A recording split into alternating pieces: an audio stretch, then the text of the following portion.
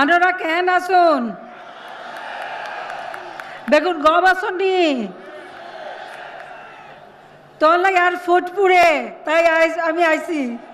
আসসালামু আলাইকুম। আনারা কেন আসুন বেগুন গম আসনি তোর লাগে আর ফুটপুরে তাই আমি আইছি। সবসময় আপনাদের কথা মনে হয়, কারণ চট্টগ্রাম আমাদের একটা সবচেয়ে প্রিয় জায়গা ছিল। আমার আব্বা জেল থেকে বের হলেই প্রতি বছর আমাদের নিয়ে আসতেন বেড়াতে।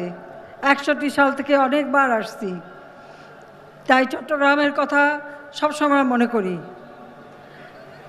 এখানে আসলেই মনে পড়ে আমাদের সকল নেতাকর্মীদের কথা, বিশেষ করে এই চট্টগ্রাম, যে চট্টগ্রাম আমাদের সমস্ত আন্দোলন সংগ্রামের সূতিকাগার।